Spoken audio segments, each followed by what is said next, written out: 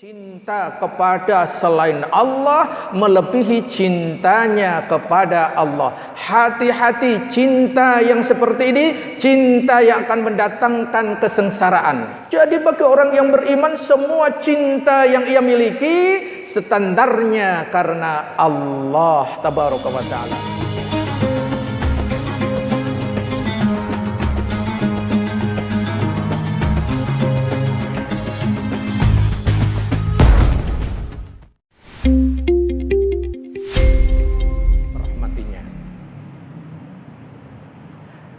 Kemudian Sofiyah, yaitu kosakata asing, sesuatu yang dicintainya. Ingat, manusia dalam bercinta Allah memberikan dua. Ya, manusia dalam bercinta Allah memberikan, memadukan dua hal. Apa itu? Silahkan dibuka surat 2 ayat 165. Di ayat itu Allah Tabaraka wa Ta'ala berfirman, wa minan nasi may yattakhidhu min dunillahi andada yuhibbunahum ka hubbillah. Di antara manusia tipe yang pertama, ada orang yang menyembah Tuhan selain Allah sebagai tandingan yang mereka cintai seperti mencintai Allah. Tipe yang pertama ini cinta kepada selain Allah melebihi cintanya kepada Allah. Hati-hati, cinta yang seperti ini cinta yang akan mendatangkan kesengsaraan, cinta yang akan menghantarkan kehancuran, cinta yang membuat kesengsaraan yang sangat luar biasa. Milik siapakah dia? Cinta ini milik dua golongan, kafirin wal munafikin. Itu karena Allah Tabaraka wa Ta'ala melanjutkan walladzi, ya, walau yaral walladzina amanu asyaddu hubban lillah. Adapun orang-orang yang beriman sungguh sangat dahsyat cintanya kepada Allah. Jadi bagi orang yang beriman, semua cinta yang ia miliki standarnya karena Allah Tabaraka wa Ta'ala. Suami mencintai istri karena Allah, istri mencintai suami karena Allah, orang tua mencintai anak karena standarnya Allah, anak mencintai orang tua karena standarnya Allah. Inilah cinta yang mendatangkan kebahagiaan, cinta yang akan mendatangkan keselamatan, dan inilah cinta yang menghantarkan kepada surga. Baik, jadi hati-hati ketika kita mencintai sesuatu yang sangat cinta. Hati-hati, Allah akan cepat sekali mengujinya. Ingin tahu siapa contohnya? Nabiullah Ibrahim alaihissalam. Begitu ketemu dengan Ismail, karena lama sekali nggak ketemu. Setelah ditinggal, Nabi Ibrahim pulang ke Syam. Kemudian waktu yang panjang Nabi Ibrahim itu di dalam kisahnya ada 4 atau yang lainnya hanya 4 ketemu dengan Ismail ketika itu. Pertemuan pertama ketika itu Ismail saat itu sudah menginjak usia remaja, tampannya luar biasa. Maka bagaimana seorang ayah yang lama sekali nggak berjumpa dengan anaknya, begitu ketemu anaknya ternyata luar biasa tampannya dan seterusnya, apa yang terjadi?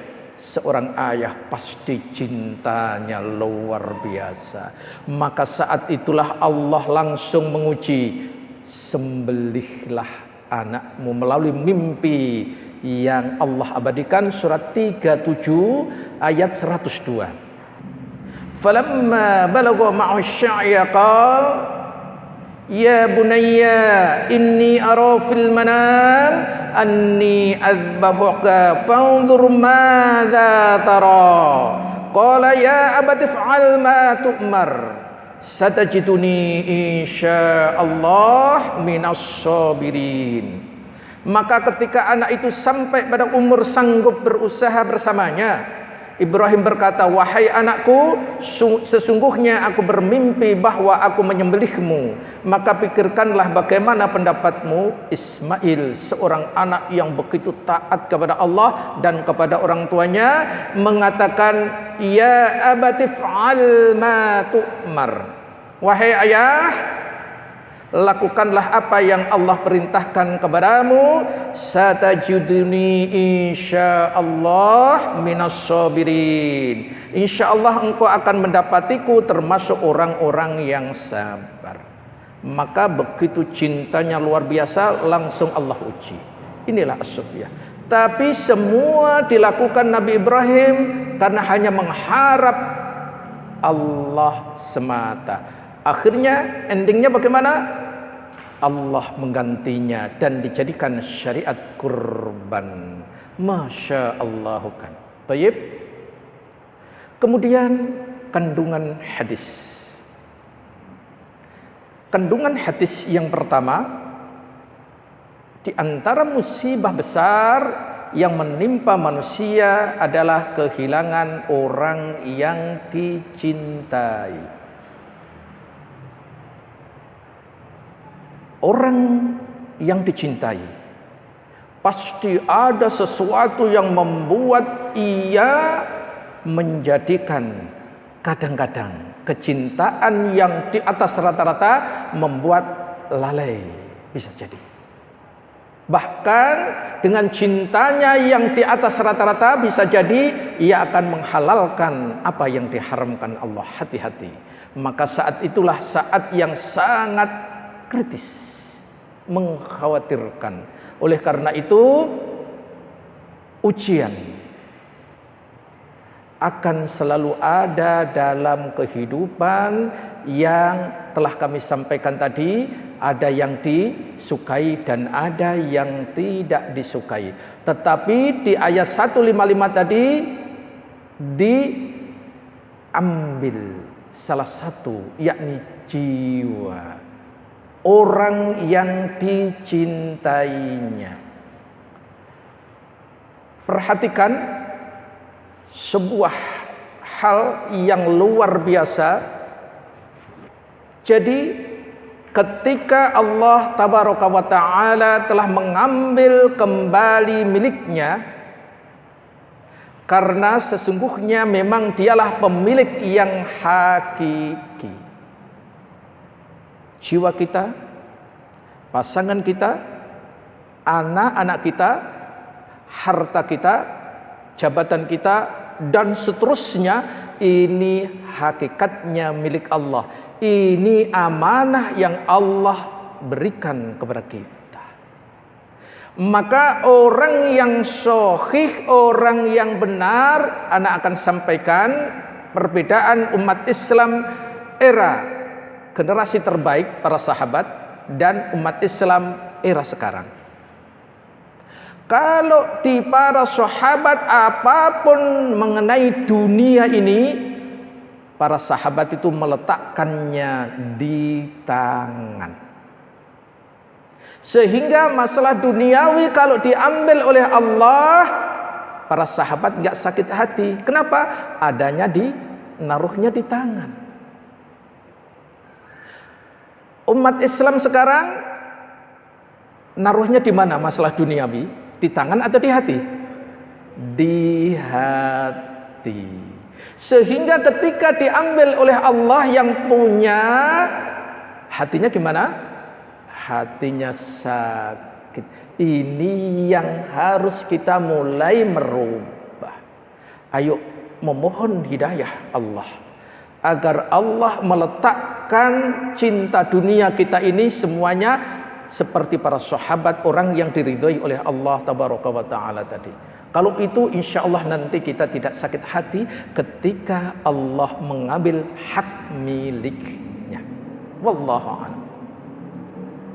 Sehingga karena semuanya tadi adalah milik Allah, ketika Allah mau mengambilnya, itu hak Allah, sekehendak Allah tabaraka wa ta'ala.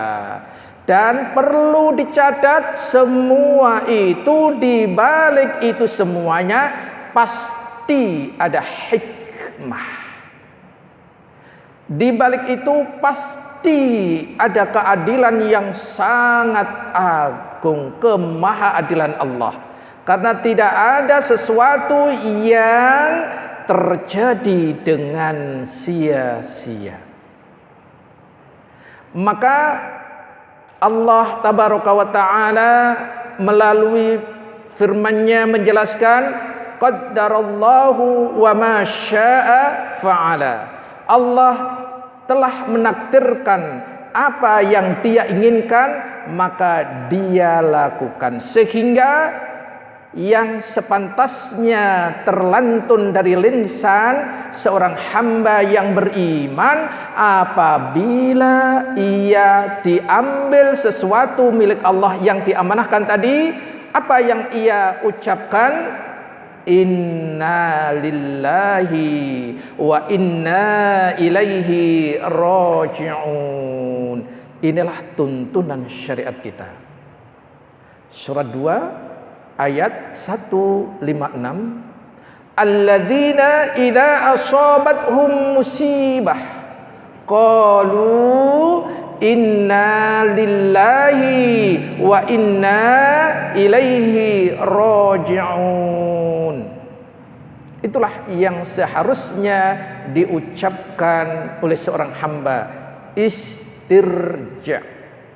Dan setelah itu dia berdoa kepada Allah tabaraka wa ta'ala agar dia diberi pahala dengan ujian atau musibah yang menimpanya, dengan diberikan ganti yang lebih baik dari yang ada, dan diberikan kesabaran yang luar biasa. Sehingga dengan demikian maka orang itu akan memperoleh satu kesabaran yang sebenarnya. Kesabaran yang sebenarnya itu apa? Pertama, ketika kena musibah itu. Kemudian Allah tabaraka wa ta'ala akan meridhoinya. Dan sebaiknya yang ketiga, ikhtisab, meniatkan kesabaran itu untuk mendapatkan pahala dari Allah tabaraka wa ta'ala, sehingga musibah mendapatkan hidayah, kebaikan.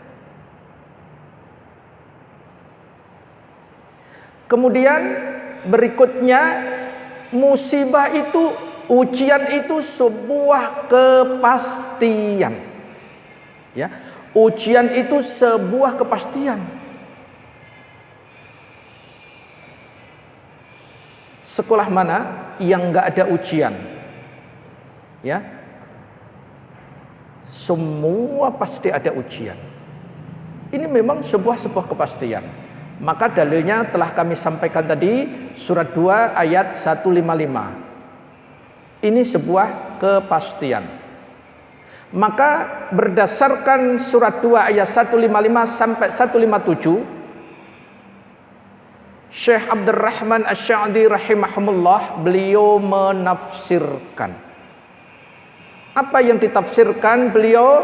Allah tabaraka wa ta'ala mengabarkan bahwa Dia pasti akan menimpakan ujian kepada hamba-hambanya agar menjadi jelas siapa yang jujur dalam imannya dan siapa yang dusta, siapa yang berkeluh kesah dan siapa yang bersabar.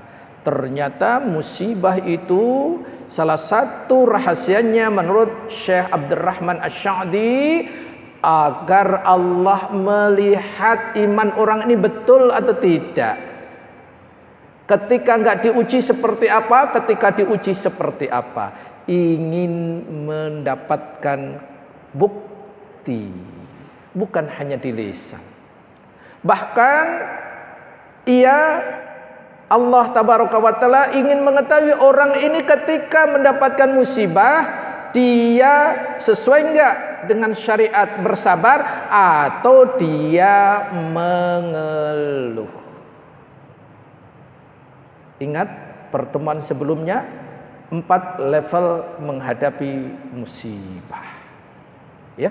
Insyaallah bisa dilihat kembali, bisa dimurajaah kembali. Jadi kalau begitu, sekali lagi, segala sesuatu, bentuk apapun ujiannya, di balik itu ada hikmahnya, ada rahasianya. Termasuk orang-orang yang dicintainya, ketika ia mendapatkan seperti itu, maka ayo, minimal kewajiban kita bersabar. Syukur kalau bisa ridha. Syukur kalau bisa lagi bersyukur. Yang kemarin level keempat adalah bersyukur. Contohnya Nabi Ayub dan Rasul Sallallahu Alaihi Wasallam. Sehingga musibah itu bisa menjadi kenikmatan darinya, baginya, dirinya. Jadi musibah nambah mendapatkan hidayah, musibah dapat mendapatkan hidayah, musibah mendapatkan hidayah, hidayah A, hidayah B, hidayah C, dan seterusnya. Seperti contohnya, ketika ia tidak mendapatkan musibah, ia tidak pernah ingat kepada Allah. Tapi begitu mendapatkan musibah, ia selalu ingat kepada Allah. Berarti itu musibah mendapatkan hidayah. Taufik berikutnya, taufik berikutnya, taufik berikutnya. Inilah cara Allah salah satunya untuk memberikan pahala yang sangat besar. Mungkin dengan ibadah, kalau ibadah itu standarnya jelas. Salat sendirian dapat 1, salat berjamaah dapat 27, salat di Masjidil Haram 100.000, di Masjid Nabawi 1000, di Masjidil Aqsa 500, jelas. Tetapi kalau musibah itu hanya Allah, bahkan tanpa hisab, tanpa batas, Allah bisa memberikan. Tergantung seorang hamba itu melihat musibah itu seperti apa. Termasuk orang yang dicintainya ketika diambil oleh Sang Allah Maha Adil. Kenapa tadi musibah itu bisa menjadi kenikmatan baginya? Karena musibah tersebut sebuah jalan menghantarkan kepada perkara yang lebih baik dan lebih bermanfaat baginya. Ini kami ambil dari Taisir Al-Karim Ar-Rahman halaman 76.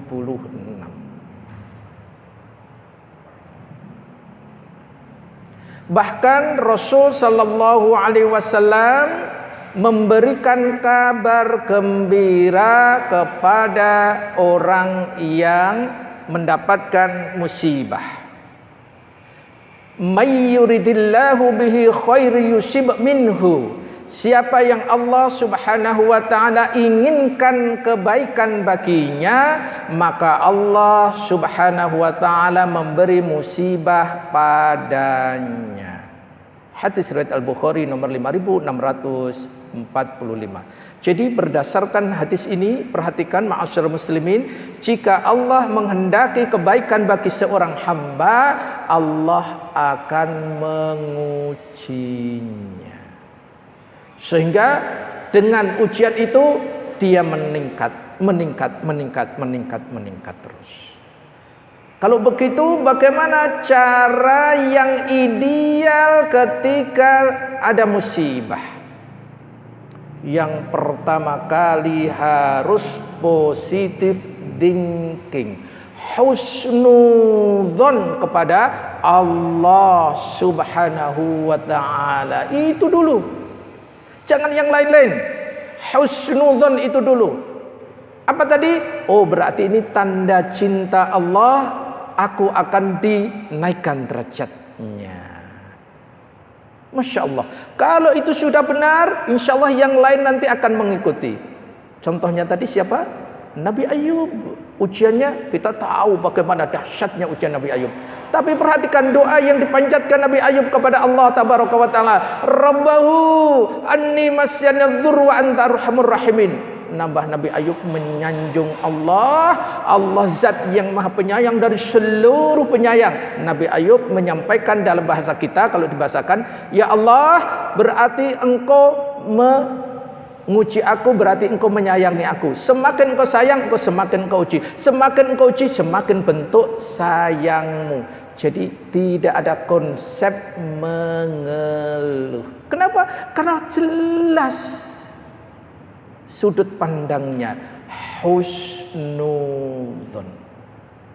Ini termasuk COVID-19 ini, kita kalau memandangnya negatif, maka kita akan mendapatkan banyak sekali masalah. Tapi kalau kita memandangnya positif, insya Allah banyak sekali hikmah semuanya ini. Ini ma'asyarul muslimin wa iyyakum rahimahumullah. Bahkan puncaknya di hadis ini tadi, bahwa siapa yang diambil kekasihnya, orang yang dicintainya, kemudian dia bersabar hanya mengharap pahala dari Allah, Allah akan memberikan padanya surga. Ini Masya Allah kan. Saya akan sampaikan sebuah dialog antara Allah dengan malaikat maut. Ketika ia mengambil seorang hamba yang dicintai oleh seorang hamba, ya, ketika malaikat maut akan mengambil hamba-hamba Allah. Inilah dialognya. Ini dikisahkan dari Ad-Dhahak bin Abdurrahman dari Abu Musa Al-Ansyari radhiyallahu an, di mana Rasul sallallahu alaihi wasallam beliau bersabda, qala Allah, ya malakal maut, qabatta walada abdi, qabattu qurrata aini wa tamratun fuadihi. Qal na'am. Qal fama qala? Qala hamidaka wastarji'a. Qala ba'nu lahu baitan fil jannah wasammuhu baital hamd. Allah tabaraka wa ta'ala berfirman, wahai malaikat maut, engkau telah mencabut ruh anak dari hambaku. Engkau telah mencabut ruh, penyejuk matanya dan buah hatinya. Berarti ini sesuatu yang sangat dicintai oleh orang yang beriman, diambil. Maka Allah bertanya tadi, malaikat maut menjawab iya. Allah tabaraka wa ta'ala melanjutkan, lalu apa yang diucapkan hambaku itu ketika engkau mengambil sesuatu yang dicintainya? Ia mengatakan, ia memujimu dan mengucapkan istirja. Jawab malaikat maut. Jadi hamba yang dicintainya tadi diambil, ia justru memuji Allah. Ingat, kalau ada tingkatan terakhir kemarin, sesuatu yang tidak kita sukai, apa yang kita ucapkan? Alhamdulillahi ala kulli hal. Tetap bersyukur kepada Allah tabaraka wa ta'ala. Level keempat, bersyukur. Jadi ia alhamdulillah, ya alhamdulillah ala kulli hal. Segala puji bagi Allah dalam segala hal, termasuk musibah. Kemudian inna lillahi wa inna ilaihi rajiun. Apa yang Allah firmankan, inilah luar biasanya.